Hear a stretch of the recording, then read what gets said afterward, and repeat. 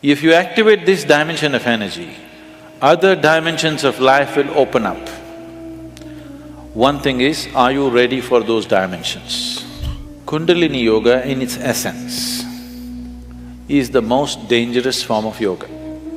I'm saying dangerous because it's the most potent also. If you have to jump into an abyss, you should be insane or you should have enormous trust in somebody.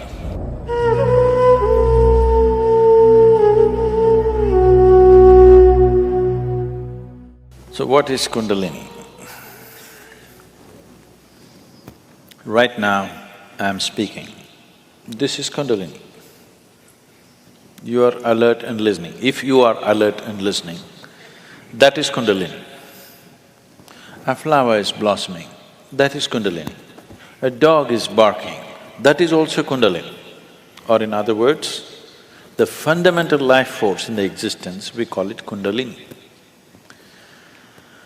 Now, within the system, within the human system, if you look at this as a kind of a life package, it's a piece of life.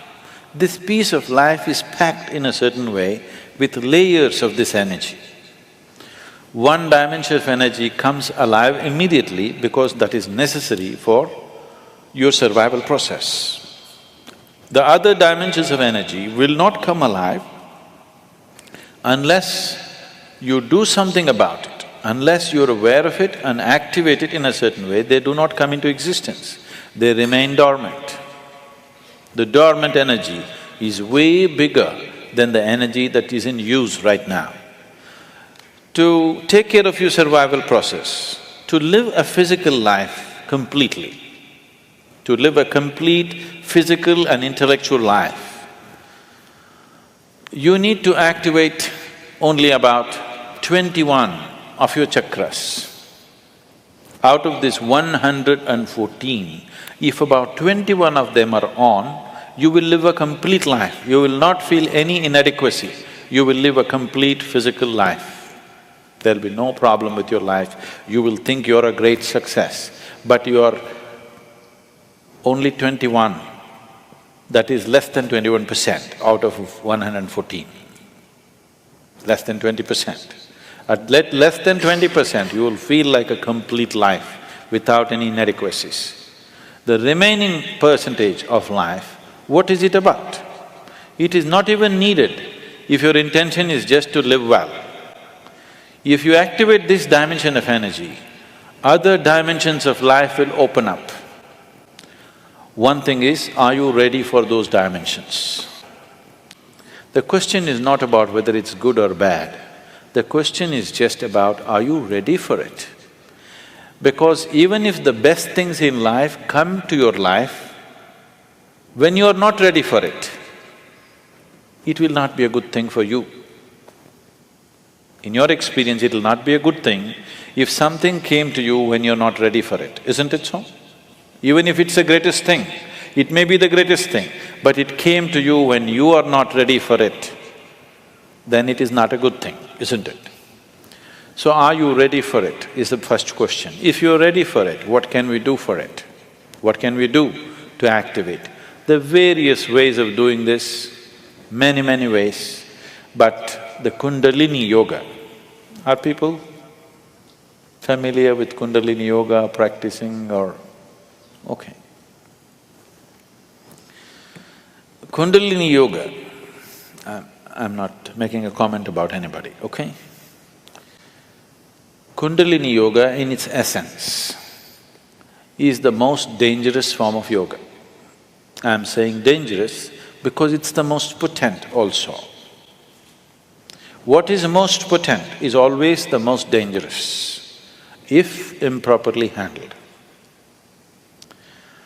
There are various kinds of energy in the world right now. Even the electricity is being manufactured produced in so many different ways. One of the ways that we do it is through nuclear reactions, nuclear reactors rather. It is the most efficient way of producing energy that we know right now, but it is also the most dangerous way, isn't it? When things go wrong, they go seriously wrong. When they're going right, it is the easiest And the best way to produce energy on the planet is nuclear energy, actually. But when it goes bad really bad, like in ways that you can't fix it. So similarly with Kundalini Yoga, it is the most potent and it is the most dangerous. Without the necessary preparation and guidance, without expert guidance, constant guidance and observation, nobody should ever attempt it. But the problem is, books have been written about it and everybody wants to do the highest yoga. Nobody wants to start with A, everybody wants to start the alphabet with Z. This attitude itself is dangerous. What can be a life-transforming force can become a life-destructive force simply because without the necessary commitment and dedication and focus and understanding, it is being handled. Anyway, about rising the Kundalini. If the Kundalini rises, the dimensions of your life will change so rapidly that you must be willing to make the outside adjustments equally quick. Otherwise, things will fall apart in a big way. In the classical yogic traditions, there is a certain type of yoga we teach for people who live in family situations. There is a certain other type of yoga we teach for ascetics. In EESHA we have both the forms. We have ascetic yoga and we have the general yoga. We will never teach you the ascetic form, that is the most potent way to do it. But it will demand a certain dimension of discipline and focus which your regular lives will not allow.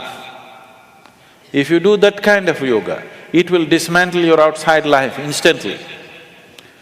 Now this yoga is not designed to dismantle your life, this yoga is designed to make your life happen better. When life happens better, when things happen better, you make more money, your business is going better, your profession is happening better, your generally, unfortunately, your longing to seek the higher becomes slower. Yes? So in the real sense, it is not the good way to do it, but it's the only way it works in today's world. And it's the only way it works for majority of the people. For a small number of people, we can do it other ways. We can bypass all these things and just do very powerful ways of doing things, but it will dismantle all social structures around them, which is not good for everybody to do. So these are different dimensions. Kundalini Yoga, if it has to be practiced, you must be in a certain kind of atmosphere. You cannot live in social situations and do Kundalini Yoga. Otherwise, in the name of Kundalini Yoga, you're doing something simplistic. Otherwise, Kundalini Yoga can transform the way you are within days. Suddenly you find you are a stranger in your own home within 2 days of practice, because it will change everything about you. So can we raise the Kundalini? Yes, we can. One way is to create a conducive atmosphere so that slowly it rises.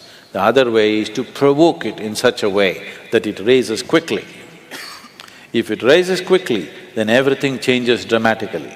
If it rises slowly over a period of time, changes will happen slowly, you will be capable of handling these changes over a period of time.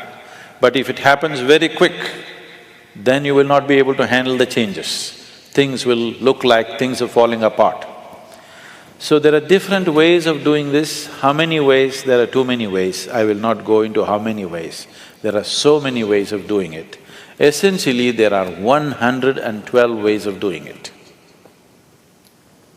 There are 112 ways in which you can take this up. From the base to… for this you have to know the structure, otherwise it'll become very elaborate. Out of these 114 chakras, there are 7 which we recognize as 7 dimensions.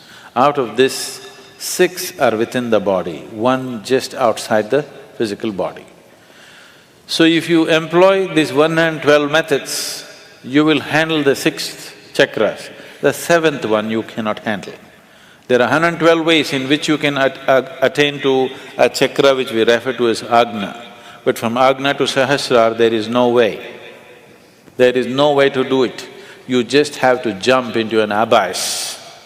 If you have to jump into an abyss, you should be insane, or you should have enormous trust in somebody. Somebody says jump, and you are jumping because you have such a deep trust in somebody that when he says jump, it has to be good for you. You simply jump into a bottomless pit.